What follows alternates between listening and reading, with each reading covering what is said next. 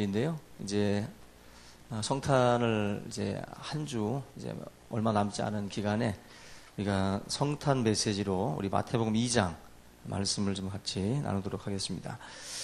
예수님께서 베들레헴에 탄생하셨을 때에 파사에 있는 지금 현재 이 동방 박사가 온 지역을 페르시아 파사라고도 하는데 이 파사 지역에서 온 것으로 이제 보고 있습니다. 그곳에서 이제 동방 박사들이 이제 그 소식을 듣고 이제 찾아온 이야기들이 있는데요. 이것 자체가 굉장히 놀라운 일이 아닐 수가 없는 것이 구약에 예언되어 있었던 말씀을 이 이스라엘 백성들 안에서 찾아 나선 것이 아니라 외부 이방 지역에 있었던 그 파사의 그 동방 박사들이 찾아왔다라는 것입니다. 굉장히 참 희한한 일이 벌어졌다라는 것입니다. 다른 이스라엘 사회 안에서는 암전이에요. 그냥 어둠에 있습니다. 아무도 예수님께서 오신다라는 것에 대해서 전혀 감이 오지 않고 있다라는 거죠. 근데 외부에서 페르시아 그 지역에서 이 동방 박사들이 찾아왔다. 이 동방 박사들을 사람들은 맥이라고 합니다. MAGI라는 이 활자를 써서 맥이라고들 부르는데 그냥 우리는 이제 박사라고 이제 번역을 해서 부르고 있지만은 정확하게 이것을 그 번역할 방법이 없어요. 현재는 우리가 박사라고 하지만 이것은 정확한 번역은 아니라는 것입니다. 이 맥이라는 말은 메데스, 메디아 이런 말에서 나온 말입니다. 우리가 이 파사 제국의 일부로 알려져 있는 이 메데스라고 하는 이 지역, 이 메데스라고 하는 이 지역에 어떤 그 소속되어 있는 이 종족인데 메데스 종족이 파사 일부로 있다가 파사를 이제 무너뜨리려고 계획을 했다가 그 이제 실패로 돌아갑니다. 그러면서 이 메데스 종족이 이 파사 안에서 나름대로 이제 존재하면서 그들이 맡았던 그 역할이 있는데 이 메기 종족, 메데스라고 하는 이 종족이 맡았던 것이 바로 이런 그 재물을 신에게 헌납하는 그러한 일들을 바로 이 메기 종족이 맡았다라는 것입니다. 특별히 이 메기 종족, 메데스 이 종족은 굉장히 지혜로운 종족으로 알려져 있어요. 그래서 이 사람들은 의학, 철학, 자연과학 이쪽 분야에서 이 메기 이 종족들이 아주 탁월하게 앞서갔고요. 이들은 종교적으로도 경건했고 또 꿈도 해석을 하고 예언하는 역할들을 이 메데스 메기 종족이 감당을 한 것으로 전해지고 있습니다. 당시에 예수님 당시에도 점성술이라는 것이 굉장히 발달을 했고 대부분의 모든 그 종족들이 이 점성술을 따랐는데 이 동방 박사 같은 경우도 별에 대한 연구들을 한 것으로 보고 있어요. 그래서 이 나름대로 자기들이 이제 천체를 관측하는 중에 이상한 별 하나를 발견을 하고 이들이 이제 쫓아오기 시작을 합니다. 근데 단순히 별만을 바라보고 쫓아온 것이 아니라 그들이 드린 예물을 보면 이들이 단순히 별을 쫓아간 것이 아니라 어떤 말씀을 그들이 알고 그 말씀에 근거해서 그 별을 쫓아갔다라는 거예요. 바로 이 동방 박사들이 준비한 예물 속에 그러한 의미들을 담고 있다라는 것입니다. 이 왕자의 탄생을 알려주는 그러한 그 어떤 그 메시지가 그 별에 있는데 그 당시 예수님이 오시던 당시에 그 온 세계에 퍼져 있었던 것 중에 하나가 뭐냐면은 바로 이 그 왕 대신 그 하나님께서 이 땅에 오신다라고 하는 어떤 그 사상 그런 그 생각들이 팽배해 있었던 시절입니다. 그때에 바로 예수님께서 이 땅에 오셨다라는 것이죠. 동방의 전설에 의하면은 우리가 알고 있는 이 동방 박사는 12명으로 알려져 있기도 합니다. 12명. 그리고 3명으로도 알려져 있고 또 4명으로도 알려져 있고. 그래서 이 황금과 유향과 모략이라고 하는 세 가지를 근거로 해서 우리 기독교 안에서도 추측을 할 뿐이죠. 3명이라고. 성경에도 뭐 어디에서도 3명이 왔다라는 말은 없죠. 예물의 가지수를 가지고 우리가 판단을 그렇게 하고 있는 것 뿐입니다. 근데 이 예물을 우리가 하나하나 이제 같이 살펴볼 텐데 이들이 선물을 준비한 것을 가만히 살펴보게 되면 이들은 단순히 천체만을 관측하는 사람이 아니라 구약에 예언되어 있는 하나님의 말씀도 알고 있었던 사람들이다라는 거죠. 우리가 이 학문이라는 것이 어떤 한 지역에만 머물지 아니하고 사실 뭐 유대의 어떤 이 토라 이런 하나님의 말씀 같은 경우도 온 세계로 사실은 이게 다 퍼져 나가는 거죠. 뭐 바벨론 시절에 우리가 잘 아는 것처럼 이스라엘 백성들이 포로로 끌려가지 않습니까? 그죠? 바벨론과 파사, 이 페르시아라고 하는 이 제국 가운데에 이스라엘 백성들이 노예 생활을 했었어요. 종살이를. 그러는 중에 구약이라고 하는 말씀이 자연스럽게 바벨론과 이 페르시아 이 문화권에서 하나님 말씀들이 이제 스며들어가기 시작한 것이죠. 그 가운데에 바로 이 지혜자들이었던 이 박사들, 맥이라고 하는 이 사람들도 분명히 하나님의 말씀을 접했다라고 보는 거예요. 그래서 그 말씀을 접하고 이들이 연구하는 중에 바로 저 별을 보고 유대 땅까지 찾아오게 된 거죠. 놀라운 것은 이스라엘 사회에서는 아무도 모르고 있었다는 거예요. 아무도 모르고 있었는데 외부 지역에 있었던 사람들이 하나님의 말씀을 연구하는 가운데에 그들이 발견을 하게 됐다는 것입니다. 먼저 첫 번째로 동방 박사들이 드린 예물이 뭐지요? 황금이죠. 여러분들이 좋아하시는 황금입니다. 요즘에는 이제 돌반지도 다시 유행을 한다고 그래요. 그죠? 이 금값이 그만큼 많이 떨어져서. 근데 이 황금이라는 것은 아마 모든 이 인류가 가장 아주 모으고 싶어 하는, 그죠? 금이라고 하면은 모든 사람들이 다 관심을 갖는 부분입니다. 그만큼 희귀하고 그만큼 가치가 있기 때문에 이 금에 대해서들 많이들 관심을 갖습니다. 그런데 동방 박사가 가지고 왔던 예물 중에 첫 번째가 우리가 살펴볼 것이 황금이라는 것입니다. 당시에 예수님 당시도 그렇고 고대 사회에서는 이 황금이라는 것은 왕들의 금속이라고 불려져요. 왕들의 금속. 일반인들이 그렇게 쉽게 접하는 금속이 아니라 왕들이 취급하는, 왕들이 두르는 그런 금속으로 알려져 있었습니다. 바로 그 황금을 동방 박사가 예수님께 가지고 왔다. 우리가 이 고대 사회에서는 왕 앞에 나아갈 때는 금을 가지고 나가야 되는 그런 관습이 있는 그런 그 나라들도 있었어요. 그 정도로 왕이랑 금이랑 이 연결이 바늘과 실처럼 관계가 되어 있습니다. 그래서 왕이 뭐 두르는 어떤 예복이라든지 아니면 쓰는 그런 기구들 가운데는 황금으로 이루어진 것들이 상당히 많이 있습니다. 이 고고학자들이 뭐 이 무덤들을, 고대 무덤들을 발굴하다 보면은 왕의 무덤들 가운데는 항상 딸려져서 나오는 것이 있죠. 왕의 무덤에는 항상 금이 발견이 됩니다. 금이. 그 이집트의 그 투탕카멘이라고 하는 18세에 죽은 그 투탕카멘의 그 무덤도 1922년 정도에 이제 발견이 됐는데 그 당시에도 투탕카멘의 그 삼중으로 미이라 처리가 되어 있는데 그 금속 관이 황금이에요, 황금. 황금으로 관을 만들었고 또 황금 마스크가 또 씌워져 있었죠. 유명한 거 아닙니까? 바로 모든 왕들에게 금은 언제나 상징처럼 따라다니는 거예요. 그런데 예수님께 이 동방 박사가 가지고 왔다라고 하는 예물 중에 바로 이 황금이 포함되어 있었다. 고대 궁실, 아주 그냥 의리의리한 그러한 그 왕궁에 있는 어린 아기에게 금을 가지고 왔다면 이해가 가지요.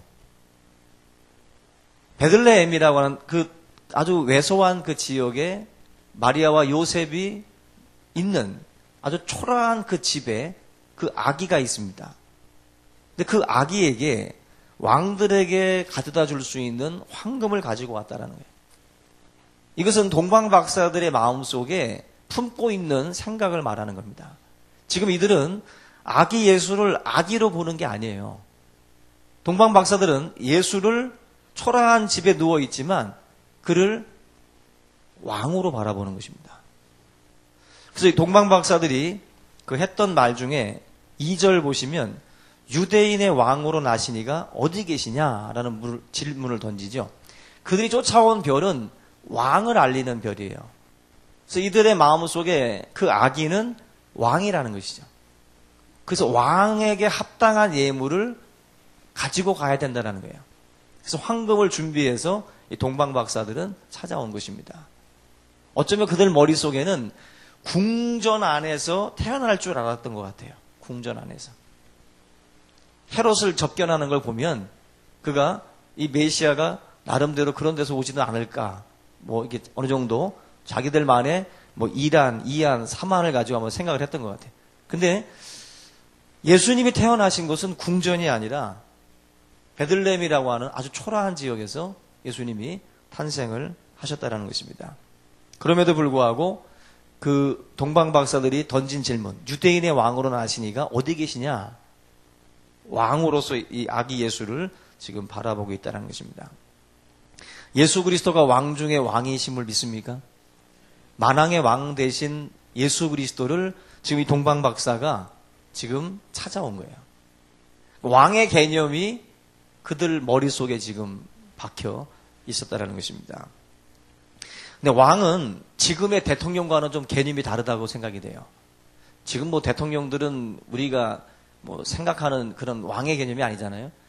과거의 왕은 절대 복종과 절대 순종을 요구합니다. 그죠? 예수님께서 우리에게 요구하시는 것이 바로 그러한 절대 순종, 절대 복종이라고 하는 것입니다. 예수님께 당신이 왕으로서 우리의 삶을 주관해 달라고 하는 그러한 고백이죠. 바로 예수님께 드렸던 황금의 어떤 의미가 거기에 있습니다. 그 영국의 유명한 해군 제도 가운데에 넬슨이라고 하는 장군이 있는데 이분은 전장에서도 승리를 많이 가져왔지만은 이분이 특출난 것은 훌륭한 인격이에요. 훌륭한 인격. 이분은 적군과 싸워서 승리를 하게 되면 그 패장에게도 예의를 갖추고 친절하게 대우를 해줬다고 그래요.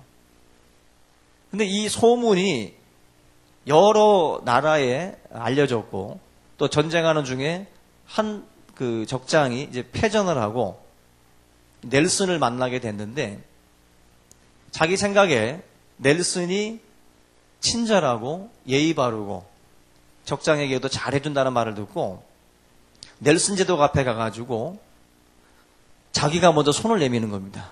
넬슨에게. 손을 내밀면서 이제 악수를 청했어요. 그때 이 넬슨 제독이 했던 말이 있습니다. 먼저 당신의 그 검을 내려놓으시오. 그리고 나에게 건네시오. 그 다음에 인사를 하자는 거죠. 검을 건네준다는 게 뭐죠? 검을 건네준다는 것은 절대 복종이에요.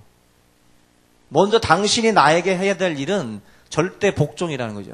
내가 졌다라고 하는 거, 당신이 이겼다라고 하는 그러한 항복의 선언, 그리고 그런 고백이 먼저 따라오고 그 다음에 친절을 베푸는 것은 나의 몫이라는 거죠. 당신이 손을 내미는 것이 먼저가 아니라 당신이 해야 될 일들은 먼저 복종하는 거라는 거예요. 복종하는 거. 우리가 하나님 앞에 나아갈 때에 우리의 머릿속에 사랑의 하나님을 이야기하기 이전에 예수 그리스도가 나의 왕 되심, 나의 주 되심을 고백하셔야 돼요. 다시 말하면 내가 먼저 주님 앞에 철저하게 낮아지고 철저하게 복종할 준비가 되어 있어야 되는 거예요. 그리고 나서 하나님의 사랑이 주어지는 것이지 우리의 삶에 예수 그리스도를 왕으로 삼지 아니하고 주로 삼지 않은 상태에서 이루어지는 모든 것들은 우리들의 어떤 그 교만이고 우리 잘못 생각하고 있다는 거예요. 첫째로 저와 여러분들이 해야 될 일이 바로 황금을 주님 앞에 드렸던 동방박사와 같이 예수 그리스도의 왕되심, 주되심에 대한 고백이 먼저 따라와야 할 줄로 믿습니다. 굉장히 중요한 부분이야. 교회의 머리가 예수 그리스도요. 내 신앙의 주가 예수 그리스도요. 교회의 참된 터도 예수 그리스도요. 모든 것이 그리스도로 말미암는다라는 것, 이 고백이 저와 여러분에게 있어야 돼요. 그것이 신앙인들이 첫 번째로 갖추어야 할 그러한 자세인 줄로 믿습니다. 동방 박사들은 어찌 보면 참 그들이 살고 있던 그 환경에 비하면은 굉장히 누추하고 굉장히 초라한 그 지역에 누워 있었던 아기 예수를 왕으로 믿고 그에게 합당한 예물을 올려드리고 있어요. 이 맥이라고 하는 것이 박사로 번역이 되지만은 이게 지금 불분명하다고 말씀을 드린 것처럼 이 맥이는 왕으로도 번역이 됩니다. 왕으로도. 그래서 동방 박사들은 단순한 박사가 아니라 왕이었을 것이다라는 말들도 있어요. 결국 여러 명의 왕들이 만왕의 왕된 예수 그리스도에게 찾아와서 황금을 드렸다라고도 본다라는 거예요. 자기가 왕인데 초라한 곳에 누워있는 아기 예수를 왕으로 볼 수 있다. 이것이 정말 신비로운 것이고 이것은 참된 눈이 열리지 아니하고는 볼 수 없는 부분이죠.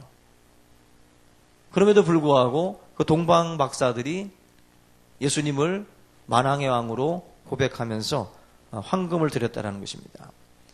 저는 오늘 이 시간을 통해서 예수 그리스도에게 우리가 해야 될 일 중에 첫 번째가 바로 이 부분이라고 생각이 됩니다. 성탄절날 우리가 이제 주님 앞에 가지고 가야 될 것. 첫 번째가 뭐겠어요? 예수 그리스도를 나의 삶의 왕으로 앉히는 거예요. 그 자리에 주님이 앉아 계셔야 돼요. 주님이 그 보좌에 앉아 계셔야 되고 내가 그 자리에서 내려와야 돼요. 언제나 내가 주장하고 언제나 내 뜻대로 휘두르는 것이 아니라 예수 그리스도를 왕으로 삼고 그분의 명령과 그분의 뜻에 따라서 살아가는 것. 그것이 바로 우리가 준비해야 될 예물 첫 번째라고 저는 믿습니다. 우리 모든 성도님들이 그러한 삶을 준비할 수 있기를 예수님의 이름으로 축원합니다. 두 번째가 유향을 드렸습니다. 황금과 유향. 이 유향을 드렸는데 유향은 제사장을 위한 선물로 알려져 있죠. 유향은 예배를 드릴 때에 사용되는 도구입니다.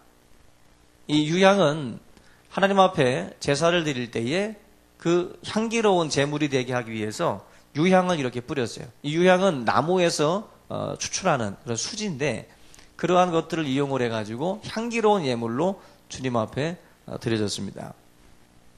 결국 동방 박사들이 선물로 드렸던 이 유향은 예수 그리스도를 제사장으로서 인정하는, 대제사장으로서 인정하는 고백입니다. 황금은 예수님을 왕으로 인정하는 것이라면 유향은 예수님을 대제사장으로 인정하는 거예요. 우리 예수님을 이야기를 할 때 삼중직을 이야기합니다. 왕, 제사장, 선지자. 이 세 개의 삼중직을 예수님께서 이제 수행을 하시는 건데 바로 이 유향이라고 하는 이 예물이 예수님을 대제사장으로서 고백하는 드림이라는 거예요. 근데 우리가 제사를 우리가 금요기도의 시간에 지금 5대 제사를 살펴봤는데 번제, 소제, 화목제, 속죄제, 속건제 이 5개의 이 5대 제사가 있습니다. 이 5대 제사 중에 대부분의 제사들은 이제 제물을 소나 양이나 뭐 비둘기나 염소 이런 것들을 드리는데 소제는 동물의 제사가 아니라 밀이라든지 보리 이런 것을 가지고 하나님 앞에 드리는 제사예요. 근데 유향이 언제 쓰여지냐면은 유향은 바로 이 안수해서 그 잡는 동물 제사에 쓰여지는 것이 아니라 이 소제라고 하는 거, 보리나 밀 이런 것들을 드리는 그 소제에 유향을 뿌려가지고 향기로운 제물로 하나님 앞에 올려드립니다. 결국 이 유향이라는 것은 죄를 진 그 동물 제사에 쓰여지지 않고 하나님이 기쁘게 받으시는 감사와 찬양 제사에 쓰여지는 제물이에요. 감사와 찬양 제사에. 결국 예수님께서 우리의 어떤 그 인간의 모습으로 오셨지만은 주님은 죄인됨이 없지요. 주님은 우리와 인간과 같은 죄인이 아니죠. 주님께서 결국 하나님의 기쁨이요 또 찬양인 그런 그 삶을 살아가셨기 때문에 결국 이 예수님께서 이 땅에 오셔서 했던 그 삶 자체가 소제물처럼 하나님 앞에 향기로운 제물이 됩니다. 그런 의미에서 그의 삶을 위해서 유향을 동방박사들이 드렸다는 것은 굉장히 의미가 있다는 거예요. 바로 두 번째 드려졌던 이 제물, 이거 자체가 예수님의 어떤 그 삶, 하나님 앞에 향기로운 제물로 받아들여졌던 주님의 그 삶의 모습들. 이는 내 사랑하는 자요, 내 기뻐하는 자라. 하나님의 그 향기로운 제물이 되신 거거든요. 그게 바로 두 번째 제물이 우리에게 주는 교훈입니다. 마지막 세 번째가 바로 모략입니다. 모략. 그 나쁜 계략을 이제 모략이라고도 그러는데 그건 이제 리을이 없죠. 예? 이건 또 이제 모략입니다. 모략. 이 모략이라는 것을 예수님께 세 번째 그 예물로 동방박사가 드렸는데 이것도 값비싼 그 향수로서 쓰여진 것들입니다. 근데 이 모략은 어떤 용도로 쓰여졌냐면은 시신의 방부 처리용으로 쓰여졌어요. 모략은 그 시신을 썩지 않게 하는 방부 처리를 할 때 사용되던 그러한 어떤 용도의 쓰임을 받던 것들입니다. 그리고 또 한 가지가 고통을 잊게 해주는 마취제로 쓰였어요. 고통을 잊게 해주는 마취제로 이 모략이 쓰였습니다. 한번 생각을 해보세요. 모략은 결국 누구를 위한 거예요? 죽은 사람이나 고통 중에 있는 사람을 위해서 쓰여지는 예물입니다. 근데 지금 예수님은 90 먹은 노인이 아니에요. 예수님은 지금 갓 태어난 아기입니다. 근데 갓 태어난 아기에게 가지고 온 선물이 시신과 고통받는 자에게 마취용으로 쓰이는 모략을 가지고 온 겁니다. 이해가 안 되시죠? 마치 좀 와닿게 제가 설명을 드리면 아기가 태어났다고 그래가지고 여러분들이 이제 그 집을 찾아갔는데 뭘 가지고 오셨냐면은 수의 한 벌 갖고 오신 거예요. 야, 이거 좋은 수의 한 벌 내가 갖고 왔다고. 아기한테 주는 거죠. 예수님에게 동방박사가 가져왔던 예물이 바로 그 모략이라는 것이 바로 죽은 사람을 위해서 쓰여지는 거예요. 죽은 사람. 어떻게 신생아가 태어났는데 죽을 사람에게 쓰여지는 그것을 가지고 올 수가 있겠어요. 결국 이 모략이라고 하는 이 선물 속에는 굉장한 의미가 담겨 있는 거예요. 지금 예수님의 탄생만을 바라보고 주는 것이 아니라 예수 그리스도의 그 삶의 과정과 예수의 삶의 결론, 갈보리 언덕에서 당하실 그 주님의 그 십자가의 죽으심,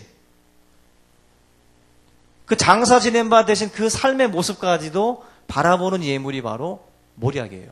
모략. 예수님의 죽음이 이 모략 속에 그들이 가지고 온 그 예물 속에 숨겨져 있는 거예요.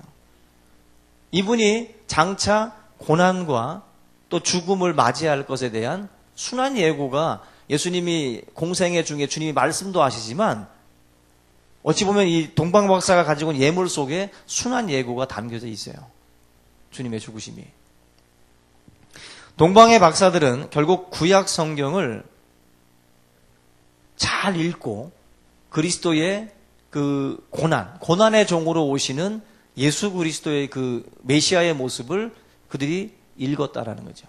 제대로 봤다라는 거예요. 제대로. 그리고 그 부분을 준비했다라고 보는 것입니다. 우리가 한 가지 상식적으로 알아두면 좋은 것이 예수님의 어머니의 이름이 마리아입니다. 근데 이 마리아라고 하는 이 이름의 원래 그 근원지가 어디냐면은 이 모략이에요. 모략. 이 모략의 발음이 뭐냐면은 멀이에요. 멀. 이 모략이라고 하는 이 단어에서 마리아라고 하는 이름이 나왔습니다. 마리아. 그리고 요한계시록 2장에 보면은 서모나라고 하는 교회가 나와요. 서모나 교회. 그 서모나라고 하는 이 이름도 마찬가지로 이 멀에서 나왔습니다. 모략에서. 그래서 이 서모나 지역은 모략의 주요 생산지예요. 서모나라고 하는 지역이.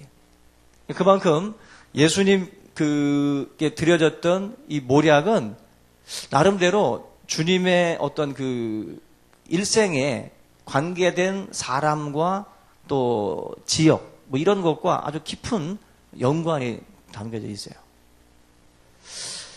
특별히 요한복음 19장에 보시면은 니고데모라고 하는 사람이 나오는데 니고데모도 바리새인이죠.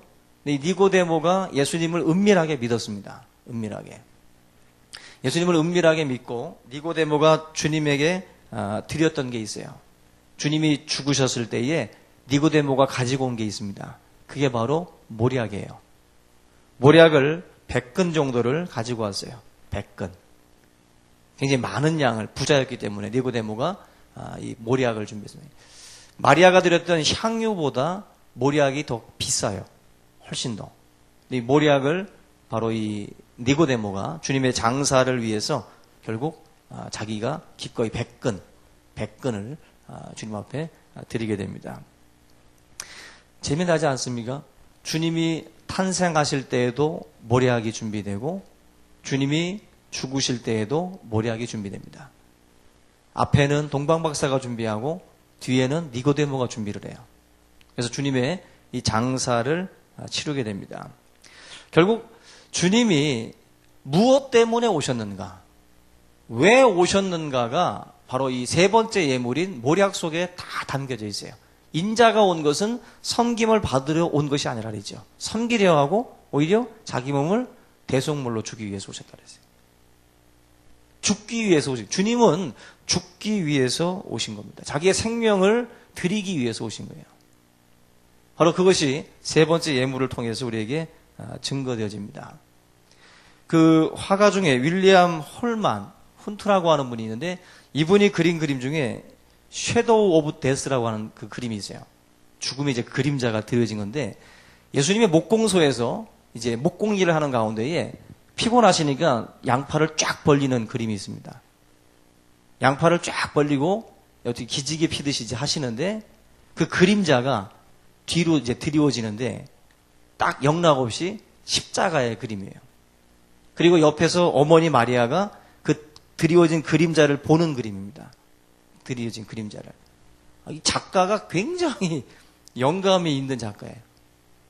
주님의 어떤 그 이후에 주님의 그 모습을 그 형상으로다가 이제 그려놨어요. 그 형상. 결국 예수님께서 우리에게 왜 오셨는지, 성탄절이라는 것이 뭔지, 성탄절은 결국 탄생이지만 죽음이라고 하는 것이 딸려오는 거예요. 죽기 위해 오신 거라고. 죽기 위해. 그게 바로 성탄절이 우리에게 주는 굉장히 중요한 교훈입니다. 황금과 유향과 모략, 이 세 가지, 결국 예수님께서 이 땅에 어떤 모습으로 오셨고 또 어느 자리에 앉으셔야 되고 또 어떠한 죽음으로 주님께서 마지막을 또 맞이하실 것인지, 이 모든 것들이 이 예물 속에 사실은 다 담겨져 있다는 거예요. 예물 속에. 그냥 뭐 홈플러스 가서 대충 막 잡아가지고 온 게 아니에요. 말씀 연구하다가 이러신 분이라면 이게 어울리겠다.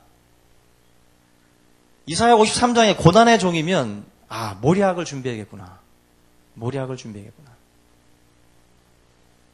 이런 식으로 하나님의 말씀을 연구하는 가운데에 동방박사가 세 개의 예물을 준비했다고 보는 거예요.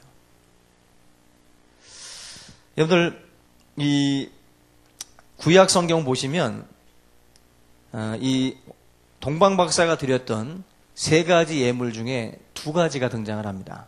우리 한번 같이 잠깐 찾아볼게요. 이사야 60장 6절을 한번 같이 보겠습니다. 이사야 60장.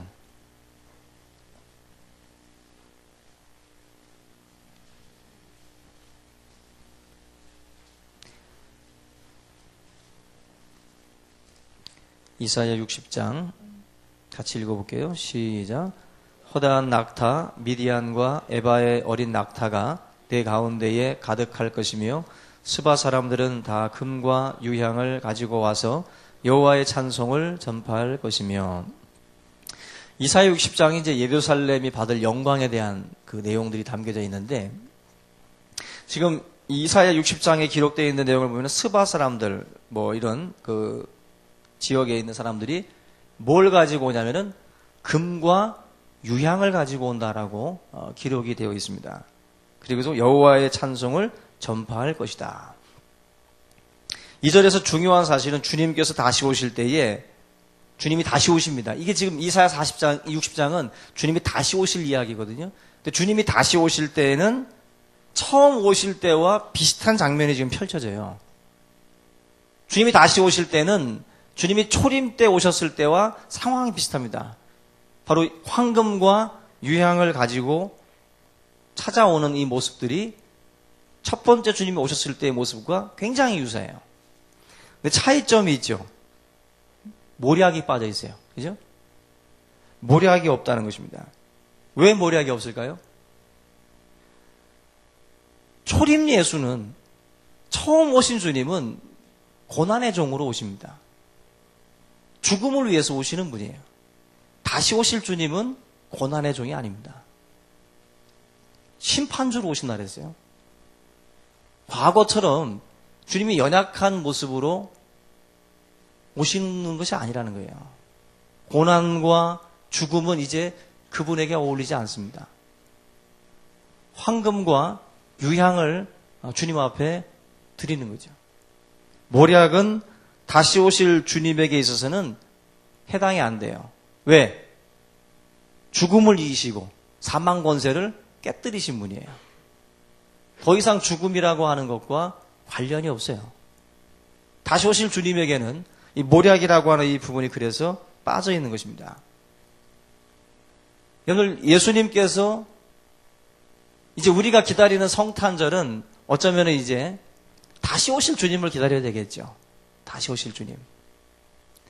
주님 다시 오실 때에는 모략이 필요 없습니다. 고난과 죽음이 필요 없어요. 영광의 주로 오시고 심판의 주로 오십니다. 우리가 이 성탄절을 우리가 바라보면서 다시 오실 주님에 대한 이 그림, 이사야 60장의 이 그림 속에 빠져있는 이 부분을 보면서 두려움이 있어야 돼요. 과거와 같은 모습의 주님이 아니라는 거예요. 과거의 모습의 주님이. 반드시 이 땅을 하나님께서 심판하신다라고 말씀을 했어요. 반드시 심판에 결산할 날이 옵니다. 오늘 공동의회 때 결산해요. 2013년 결산을 합니다. 여러분들의 인생에도 결산을 할 때가 옵니다. 어떻게 살았는지 주님 앞에 서는 그날에 낱낱이 모든 결산이 있어요. 그 결산의 때에 주님의 모습은 모략이 필요 없는 심판의 주라는 것을 우리가 알아야 됩니다. 저와 여러분들이 이제 이 성탄절을 바라보면서 내가 주님을 위해서 준비해야 될 것은 뭘까? 과연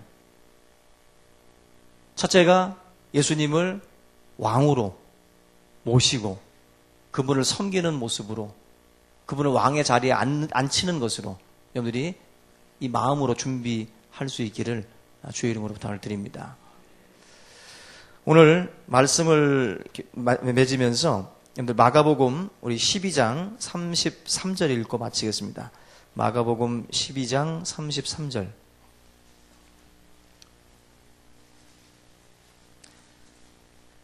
우리가 주님께 드릴 선물이 무엇인지를 마가복음 12장에서 말씀을 합니다. 마가복음 12장 33절 76페이지입니다. 마가복음 12장 33절 같이 읽습니다. 시작. 또 마음을 다하고 지혜를 다하고 힘을 다하여 하나님을 사랑하는 것과 또 이웃을 자기 자신과 같이 사랑하는 것이 전체로 드리는 모든 번제물과 기타 제물보다 나으니이다. 할렐루야. 전체로 드리는 번제물, 소 드리고 양 드리고 뭐 염소 드리고 이것보다 하나님 사랑하고 이웃 사랑하는 거, 그게 예물이라는 거예요. 아멘. 성탄절 때 오늘 준비할 거 그 마음이면 돼요. 하나님을 사랑하고 이웃을 사랑하는 그런 실천적인 삶의 모습들, 이거 주님이 기뻐하십니다. 그 예물 준비하는 그런 시간들이 꼭 되시기를 주님의 이름으로 축원합니다. 우리 이 시간 다 같이 오늘 이 말씀을 붙들고 우리 함께 통성으로 기도하겠습니다.